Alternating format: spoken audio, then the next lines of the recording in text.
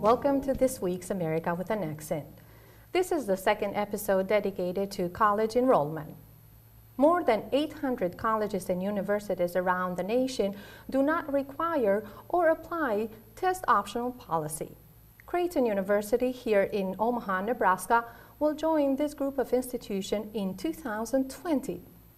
Sarah Richardson, the Assistant Vice Provost for Enrollment Management and Director of Admissions and Scholarships at Creighton, will help us understand this growing trend, will explain to us why her university decided to do so, and what does this decision mean to future applicants and their families. Thank you, Sarah, for being here today. My pleasure. Let's start with the first question. What is considered to be a standardized test? The standardized test is a reflection of a base level of knowledge that students who are in high school, who are looking to go on to college, what they have taken. The ACT and SAT are two nonprofit organizations that are most typical for high school, usually juniors and seniors to take. All right, and let's put this thing into context very shortly. When and why were those two testing systems invented and created? They were created to help to standardize, because every school across the country has a slightly different grading policy, to help measure how students are performing in their coursework and give feedback to that student and to their school about things that they're comprehending and things that they need to continue to work on. It also has become a great benchmark for how a student may be ready for going on into college. Okay, and you said that those are nonprofit organizations, Correct. Both of them. How much does the test cost, one of them? On average, between $50 and $70 per time that you take the test. And do you have any statistics? Usually, how many times does a student take the ACT or SAT test? Generally, 1 to 3 times. However, there are students who take it many more times than that as well. And why do they take it so many times? They want to see if they can continue to do well, to continue to improve their scores so that they can be considered for very selective institutions that may require a very high test score. And every time you take the test, you pay the fee. Exactly, right? You pay. Okay. Very shortly, how do those two tests differ? So the ACT has 4 different parts in the traditional test itself. They'll be tested on English, math, science, and writing, and they'll take that test in the course of a morning or an afternoon. The SAT has 2 different parts, critical thinking and math. So slightly different tests, but really, again, trying to measure what has the student already learned and where are the areas that they still have the ability to improve. And when did Creighton start requiring the test scores as part of the application package? From the beginning, Creighton University has required ACT or SAT since as far back as we measure those admissions policies. Yeah, I read that the SAT is almost 100 years old as a test, as right. an experience in 1926. Is that right? And then in Yes. the late 50s, Yes. a professor from University of Iowa came up with ACT, right? Yes. So, okay. Now, as I mentioned, it has been 90 years. The tradition of taking the test has been going on for like 90 years. But was there any benefit from having this system in place at all? Absolutely. Or still, is there any yes, benefit? I absolutely think so. As a measure in and of itself of helping a student to recognize what they have learned, where they may struggle and may need to have additional work, it's a great resource for students to be able to measure in many cases what they have learned and whether or not they're prepared to go on to college. And then why is your institution and other institutions considering not to, or decided not to make this mandatory, or the test scores mandatory? I would tell you that though the ACT and SAT are helpful and predictive for some students about their readiness for college, it's not the case for all students. There are many students, as you said, who take the test multiple times in order to continue to improve. There are some students who have no preparation at all when they go in to take the exam, and it's not the best indicator of their success. And the correlation when you study a student who enters college and their performance in college, if you measure just based on ACT or SAT alone, for some students it has absolutely no correlation in their success in college.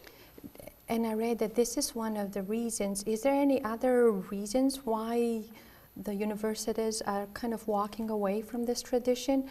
I read somewhere a relationship between low-income families being able to afford to pay the test and not being admitted to a university because of that. Yeah, that's a piece of it. There is some unintended bias that's built into these standardized tests, and some access that students don't have to testing preparation services. Some students have the ability to sign up for classes to help them understand how the tests work and what they need to do in order to score well on those exams. For students who come from low socioeconomic backgrounds, that's not the case. And I think that the student that had the preparation, had the ability to be in those classes, is sometimes at an advantage just because of their access to those kinds of opportunities. Students who don't have that are walking into a test blind of what's going to be asked and how that pressure will feel to them when they get into that situation. Now, if there is a piece of information in my mind that I would like to clarify. Did Creighton, or still does Creighton have a policy on which ACT or SAT is acceptable for the school? Score? Yes. We don't have a set minimum at Creighton. Okay. We have a very holistic review process where we read every piece of information that a student sends to us to determine, does this student have what it takes to be successful? In some cases, that's an ACT or an SAT score that is very strong. In other cases, there are other factors that tell us, though this student has a lower test score, they still have the ability to be successful here. And that's measured through their high school curriculum, through letters of support that come, any number of factors. Okay. All right. So what is the new policy, briefly, or how will it differ? Is it different from what you're applying right now? Sure. Students will still have the ability to send all of the information that they have traditionally sent to us, which would be the high school transcript, letters of recommendation, standardized scores. This policy is saying to a student, if you look at your test score and don't believe that it's reflective of how you've done in high school and your potential in college, you don't have to send that score to us. We'll evaluate you without reviewing the standardized test score. Well, will they have to take the ACT or SAT at all, or is just at the beginning of the process? Yes. How this thing is going to work? Yeah, so at this point, most of the students in the United States are still taking the ACT or SAT. A lot of times, like in Nebraska, there's a state mandated ACT or SAT exam. So all students have access to it in their high schools for free, and removing the cost barrier of signing up for the exam. Our policy does require students, when they choose to enroll at Creighton, to send their standardized test score so that we can test whether or not we're really setting students up for success in this new policy. In this new policy. And when does the new policy goes into effect? When we start reviewing applicants who will start in the fall of 2020. So the school year that begins 2020, 2021.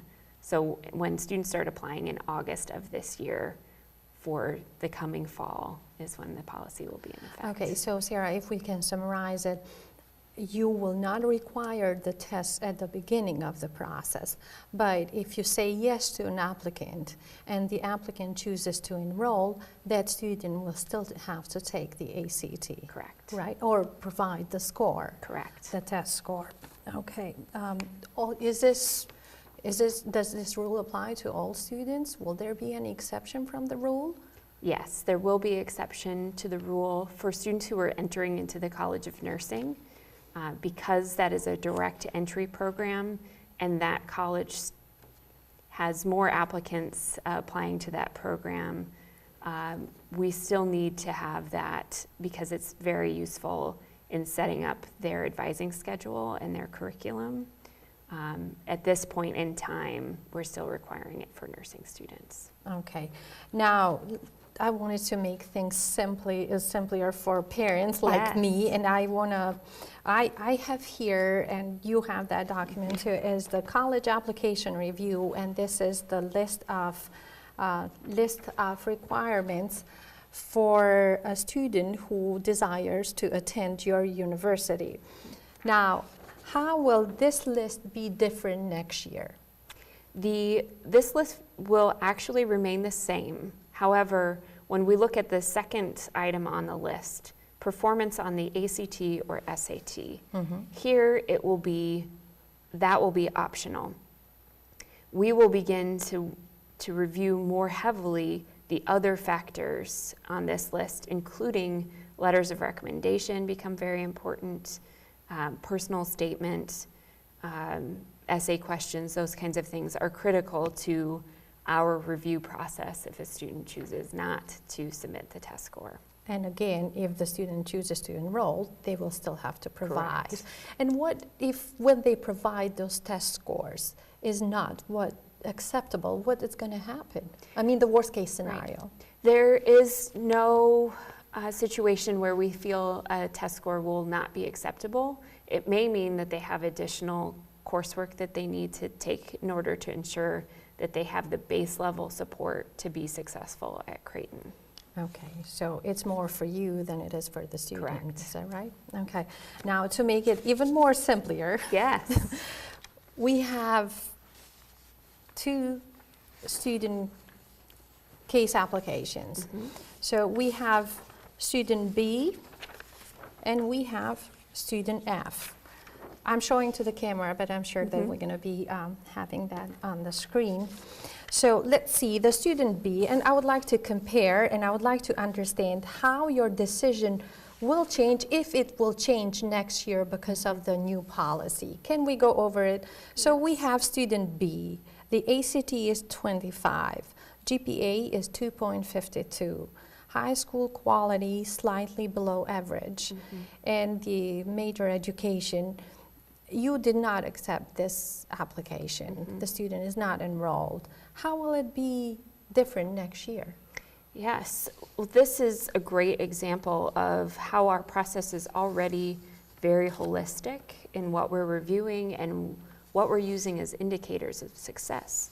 The student has a solid ACT score that would suggest that they are able to perform well in college. They have that ability within them. Their GPA, their high school record, demonstrated to us that though they have the cognitive ability, they haven't developed a maturity that's a readiness for college.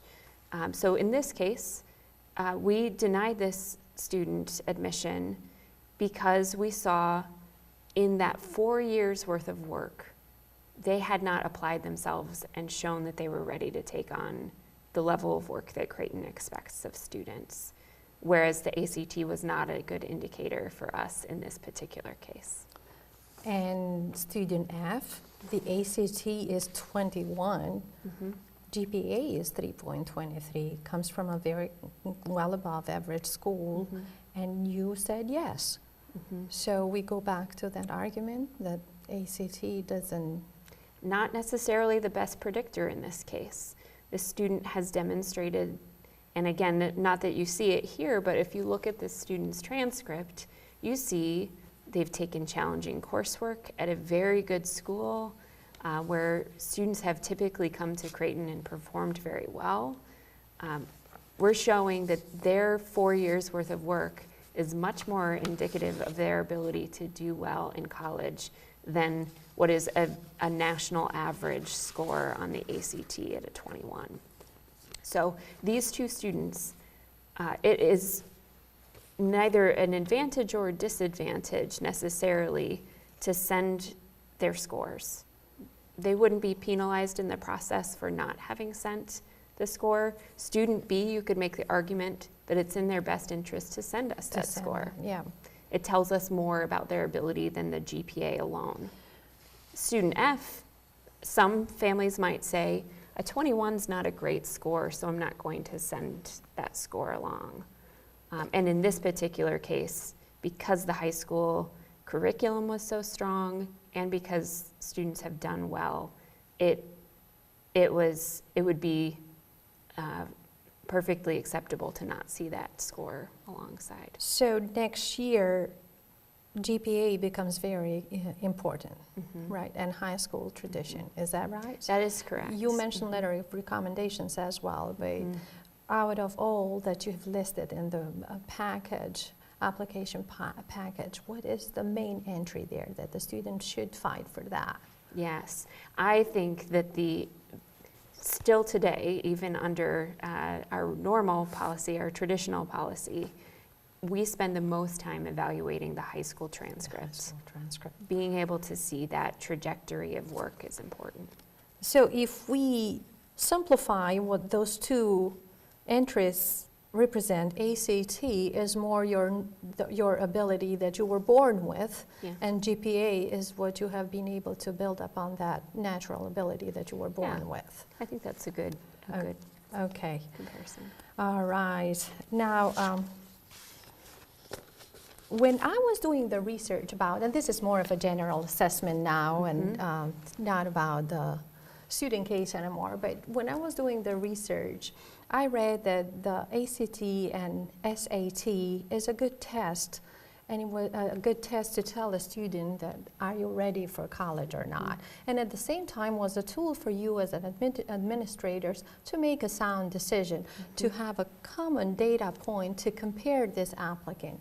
Let's start with the student. If you tell a high school student that ACT or SAT is not required anymore, are we telling those students that it doesn't matter if you're ready or not for college, you're going to college? That's a great question. In my opinion, no. We will still tell students that it's in their best interest to take the ACT and SAT because it can give them good information about their readiness and what they should be doing. I think that most students will still take those exams. Okay, and as an administrator now, if the data that you're provided with gives you a ground where you compare students from different parts of the country, and you are saying no, at first we will not need that, how will you be able to compare the students? And I mean, you will be having applications from East Coast, West Coast, and as you said at the beginning, this was a tool to understand where the students stand compared to an average, national average. How will you do that comparison from now on? It puts a lot more ownership on us to really understand the student school situations that they're in, to spend more time with the high school transcript, and to ask that the students send letters of support that help us to understand the context of that individual student. So you will be looking more into the application, not that you weren't going, they weren't doing right now, but other factors and will be more. Okay, now Sarah, there is one question that It doesn't necessarily relate to the topic. It does relate to it, but it's not directly related, and it's more of a personal observation. When I came to the United States, I noticed that college, university, higher education, undergraduate education was already very accessible. In my country and in countries that I'm familiar with, the systems that I'm familiar with, it's really challenging to get into school, a college. By taking this ACT and SAT, you will be able to attract more students to make the school more accessible. And I appreciate knowledge a lot. Education brought me here. However, the question that I have in the back of my mind is that you're increasing the number of students, but will the market be able to use that workforce? Basically, they're paying for their knowledge, they're gaining a degree. Will they be able to use the degree afterwards? That's a great question. I think it's really important to understand the changing demographics that will happen in our country in the next couple of years.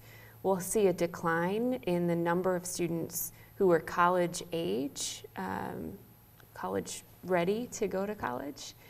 And the number of students that make up that smaller number of students in the United States that are eligible to go to college based on their age, the number of students that come from a first-generation family where neither parent has gone to college will be greatly increased, suggesting that a socioeconomic status is not as high, and being able to be proactive and help students to be ready for college, to remove a barrier that may not be a good indicator of their ability to be successful, is why a lot of schools are moving in this direction.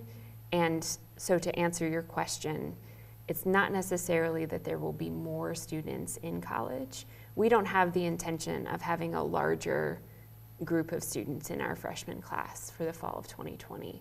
Our idea is to make sure that we're putting students in the best possible situation to get admitted and get into college, though they may come from a background that they haven't had access to the test in the same way. Okay, so it is considered when you make the decision, you do look at the future and what's going on and the trend. But now, from a different point of view, if I'm a parent and I see that an institution that has a very good reputation is not requiring ACT and SAT, I have problems telling those two tests. They're so similar. But if as a parent, will I be thinking, maybe I will be thinking that, well, maybe the quality of teaching at that institution will be compromised because they are taking away this ACT. Is this a real concern? Is there something that you have considered that it may impact enrollment? I think that's a common fear of families, that they don't want for the rigor of the academy to suffer under a policy change. I think that's a perfectly natural question or concern to have. It will, in my opinion, we're not going to lower our standards. This is not a reflection of a lower standard. It is a reflection of a changed viewpoint. If you look at our data and compare how a student performs when they get to college, ACT or SAT is not the most predictive of success. Therefore, I do not see this policy changing the kind of rigor that we have in our institution, or we wouldn't be moving in this direction. Okay. Well, thank you, Sarah, for being here today. And this was America with an Accent for this week. I hope to see you again here on KPAO next week or online at newamericansmedia.com, our Facebook page, or our NAM YouTube channel. I am Enkela Vehbiu.